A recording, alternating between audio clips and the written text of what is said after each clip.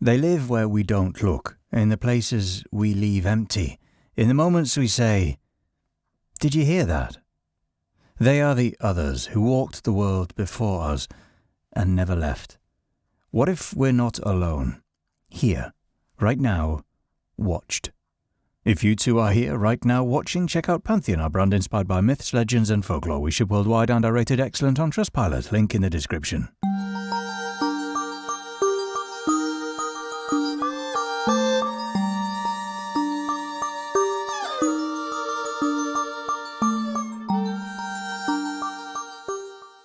The Jinn are a class of being created before humanity, existing alongside it, but operating beyond the visible. While demons are fallen, corrupted or symbolic, the Jinn in Islam are a separate category of creation made from smokeless fire.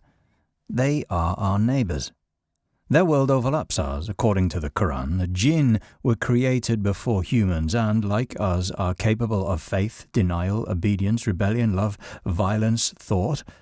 They marry, they form communities, they choose, they worship, they deceive.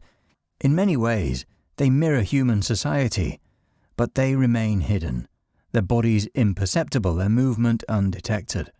What distinguishes them is access. They see us, we don't see them. This creates a different kind of fear, of what stands beside us. Philosophically, it's the difference between internal struggle and environmental uncertainty. The demon tempts you from within. The Jinn watch, listen, and wait. Their influence is not framed as possession in the classical sense, but as presence, influence without contact, awareness without evidence. You are accompanied. And unlike demons, which often seem defined by a binary of evil or fallenness, the Jinn can be good, neutral, or hostile. Some believe, some disbelieve, some ignore us entirely, others interact. This complexity resists simple classification. The Jinn are other. That subtle shift reframes the entire metaphysical structure. In psychological terms, belief in Jinn carries a framework for naming moments when the world feels occupied by something else. The door that opens, the cold wind, the misheard voice, the feeling that something in the room has changed. A signal. They ask, "Who else is here?" Long before the Quran named them, the Jinn were already part of the landscape. In pre-Islamic Arabia, belief in unseen beings was a response to lived experience, to heat, distance, silence, and the dangers of the open desert. The Jinn were known through encounter. They were thought to dwell in abandoned places, deserts, caves, wells, ruins, and crossroads, the kind of spaces where visibility fails and certainty fades. Poets, travellers, and nomads spoke of them with caution. A lone voice in the night could be mistaken for a companion or something else entirely. Illness without explanation, luck without cause, or misfortune without pattern were often attributed to the influence of unseen spirits.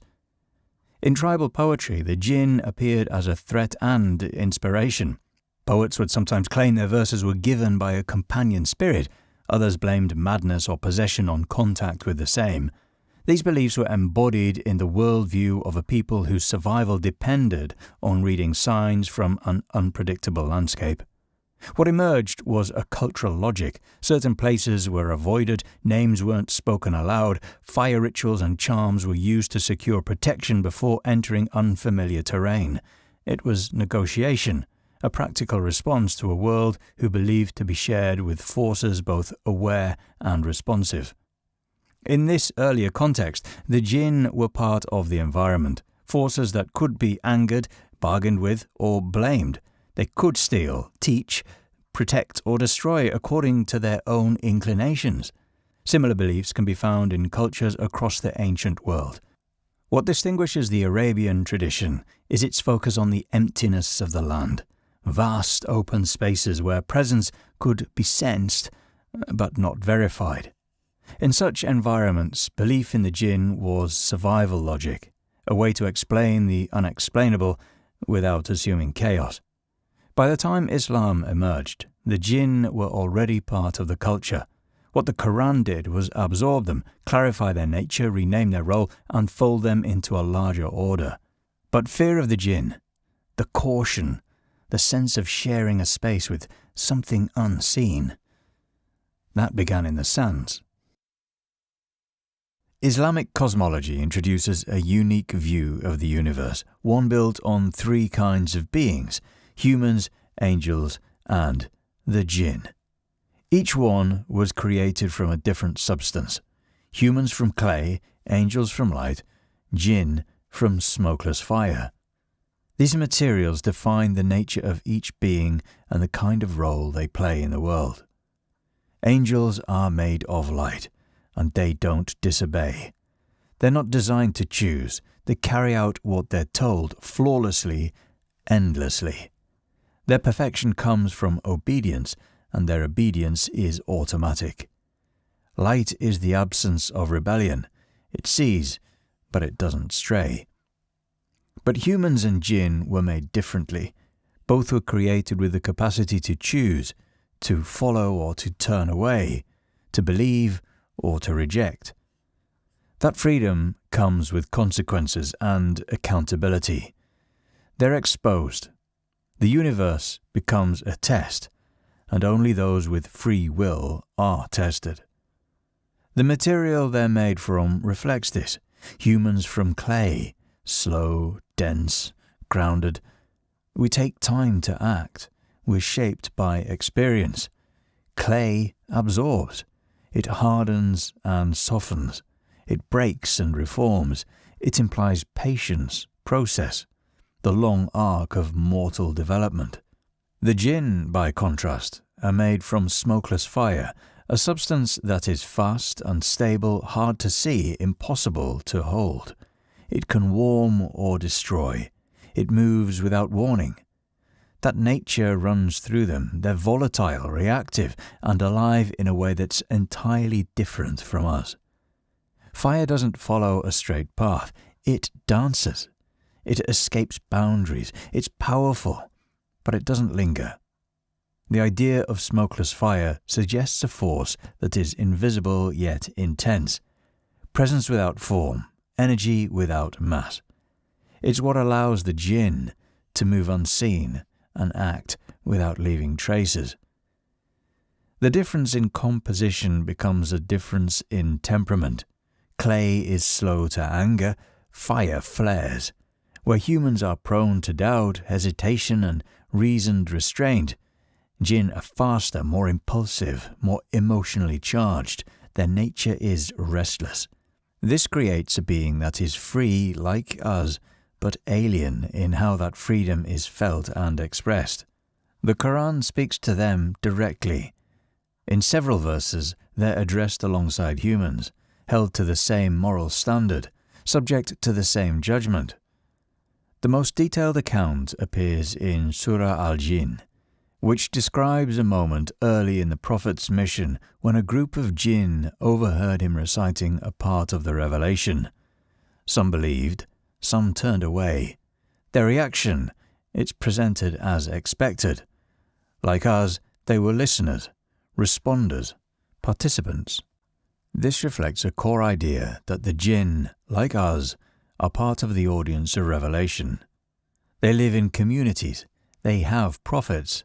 They are capable of belief, disbelief, obedience, and defiance. The world is not made for humans alone. They are another moral species navigating the same test, governed by the same truth. This introduces the idea of parallel agency, a shared framework of choice. The jinn are going through something similar under different conditions, with the same freedom to choose and the same accountability that comes with it. It multiplies the field of moral struggle. It means we are joined. And what challenges the way we look at ourselves? If we're not alone in our freedom, then we're not the center of the moral universe. We're one creation among others, walking the same line, under the same sky. Jinn do not perceive the world through the same sensory systems as us. Though they can take physical form and appear with mouths, eyes, and limbs, these features are not essential to their being. They pass through boundaries we treat as solid: walls, doors, darkness. What we call physical limits are conditions they observe. A jinn doesn't need line of sight to observe, nor vibration to hear. Their mode of perception may be closer to intention, energy, or proximity, a form of awareness that registers emotional states more than movement or form. To be seen by a jinn may mean to be felt, to be known emotionally rather than visually. This has consequences. It means that what exposes us to them is not necessarily our location or behaviour, but our state of mind. A moment of despair, an outburst of anger, an unguarded wish. These may act as signals in their world, drawing attention to the way sound or scent might in ours. We become visible to them when we become spiritually loud. To a jinn, our emotions may be more legible than our actions. They may sense our contradictions: love shaded with bitterness, laughter hiding grief, confidence masking fear. If their perception cuts past appearances, then they read us, and in that reading, we're vulnerable. From their perspective, we are fragile, conflicted, slower, bound to cause and effect. They are faster, lighter, older. They move on a different register, and while we struggle to make sense of them, they may look at us with the clarity of a hunter observing prey, or a witness watching something self-destruct. To share a world with beings that do not share our senses is unnerving, a philosophical threat. If our reality is not the only valid one, then our understanding of what is normal, real, or true becomes conditional. It forces us to consider that human perception might be limited, that what we call silence might be filled, and that we are not alone. They complete our world, and we are the ones living unaware. The fear surrounding the jinn often has less to do with what they do and more to do with the fact that they are there, external, autonomous, alert. Unlike demons, which are shadows in the psyche or projections of repressed desire, the jinn don't emerge from the self. They exist outside it, and their danger comes from observation rather than emergence. This creates a specific kind of fear. The fear of being watched, of not being alone when you're supposed to be. It's the primal unease of feeling eyes in the dark, eyes with no face, no breath, no sound. Sleep paralysis is where this fear becomes most tangible. It's common to hear stories of people waking with the overwhelming sensation that something is in the room. They can't move, can't speak, they feel a weight on their chest or a presence by their bed. And while Western medicine offers neurological explanations, REM intrusion, disrupted muscle atonia, the subjective experience resists easy dismissal. It feels like something has entered, something that is choosing to stay silent, something that sees you struggling and chooses not to help. That deliberate stillness is what marks it as a jinn. In these accounts, the experience begins with awareness, an ambient change in the room, like the air shifts, the energy turns. The person feels seen before they ever see. That sequence, perception first, form second, mirrors the way jinn are said to perceive us. Intention, emotion, through states of being rather than physical presence. Cognitive science backs some of this. Human beings are neurologically primed to detect agency even where none exists. We see faces in clouds, hear footsteps in silence, and mistake rustling leaves for someone watching. These false positives are part of the survival system. In ancestral environments, especially deserts, forests, or isolated terrain, assuming you were being watched gave you an evolutionary edge. The jinn, with their unseen gaze and hidden proximity, align perfectly with this instinct. In the desert, hyper-awareness was magnified. Vast landscapes, endless quiet, shimmering heat, and no clear boundaries. People would report hearing whispers near ruins, feeling chills at crossroads, sensing movement in places where no human should be. The belief wasn't the desert was empty.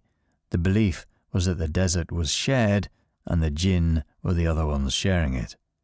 What makes this frightening is the ambiguity. You're not sure you're being watched. You feel it. And the feeling comes without proof. That liminal space is exactly where the jinn operate. They don't need to appear to affect you.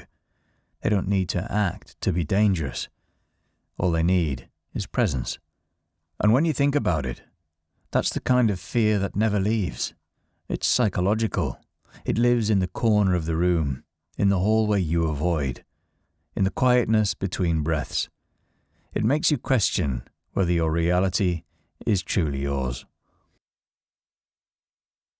In Islam, the existence of jinn is a part of a serious religious debate about how we're meant to live in a world shared with them. Questions of law, ethics, and metaphysics all come into play. Can a jinn be harmed unintentionally? What happens if they possess someone? Who's responsible? Can they testify? Can they marry humans? Can they be trusted? Major scholars like Al-Ghazali, Ibn Taymiyyah, and Fakhr al-Din al-Razi all engaged with them. Al-Ghazali questioned the reliability of jinn testimony and warned against letting jinn experiences override human reason. For him, even mystical encounters with jinn needed to be tested against religious knowledge. Fakhr al-Din al-Razi focused more on metaphysical implications. What does it mean for humans to live alongside another sentient species, mostly unseen? He argued that their nature was volatile and their claims could be treated with skepticism. Ibn Taymiyyah, on the other hand, took a more pragmatic approach. He accepted that jinn could possess humans and argued that exorcism, if done within the bounds of Islamic law, was legitimate. For him, the jinn were real, present, and a factor of daily life. Islamic law even deals with what happens if you accidentally harm a jinn. Some rulings suggest that saying Bismillah before pouring hot water or entering abandoned places is a form of protection, but also a warning to any unseeing beings. If no such warning is given and a jinn is harmed, some scholars held that the human might be morally accountable.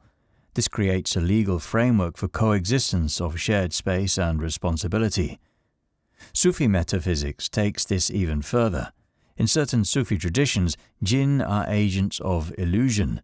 They may trick the seeker with visions or false enlightenment. The challenge, then, is not to be impressed by them. Some Sufi masters warn that if a jinn appears during prayer or meditation, you should ignore it. Its presence might be real, but its message is a distraction. The goal is detachment. The consistent concern is influence. Can jinn influence your thoughts, your dreams, your choices? If they can, what counts as consent? Can you be coerced into a sin? Is it you acting or them? These questions cut into the core of moral responsibility. Unlike demons who represent sin and rebellion, the jinn operate within a system of ambiguity. They don't tempt so much as they interfere. They confuse, suggest, mimic, distort, and the danger is their influence doesn't always feel foreign. It might feel like your own thoughts. The jinn serve a crucial social function. They explain what logic cannot. In places where illness strikes without warning, where a person begins to behave in ways no one understands, screaming, convulsing, weeping for no reason, the jinn provide a language to make sense of it. They are explanations. In the absence of clear answers from medicine or psychology, they offer a connection of suffering to something known, something nameable. A cultural technology, a way of protecting the dignity of the afflicted. When someone experiences hallucinations, sleep paralysis, or intrusive thoughts, identifying jinn as the cause turns the event from personal shame to collective concern. It invites healing, prayer, family support rather than exclusion. The jinn absorb the blame, so the person doesn't have to. In isolated or high-risk environments, jinn beliefs also act as safeguards. Stories of spirits lurking in wells, deserts, or empty ruins are warnings. They create behavioral boundaries. Don't stray too far. Don't go out alone. Don't challenge what you can't see. Children learn fear and awareness. These tales instill caution, reinforce respect for the environment, and foster obedience to social norms in areas where danger is real. Practices have evolved to honor this reality. Builders say prayers before digging into the earth, families leave offerings in quiet corners of the home, travelers whisper Bismillah before entering unfamiliar ground. They are acts of diplomacy with the unseen. Where Christian demonology framed the demonic as an enemy to be purged, the jinn are treated as neighbors to be respected. Their role is to absorb chaos and redirect it.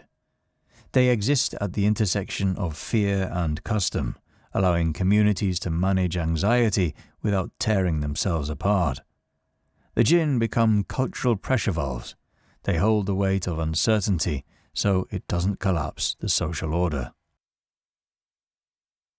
The jinn survives because deep down we still feel like we're not alone.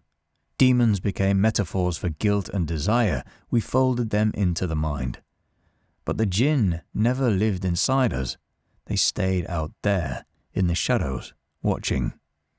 Today we've got science to explain the brain, reasons to explain behaviour, but none of it makes that creak in the hallway feel any less real. Jinn just need you to pause, to feel like something's off, and in that pause, they exist. We live surrounded by sensors, cameras, constant data, and yet the sense that something's behind us, just out of sight, hasn't gone away. And that's where the jinn live. In the power cut, in the weird reflection, in the moment the dog stares at the corner of the room and won't look away. Their strength is doubt, just enough to make you wonder. They remind us that not everything has been explained, that knowledge has limits, and that something might still be standing just beyond them. The demon names what we refuse to claim. The jinn name what we cannot explain.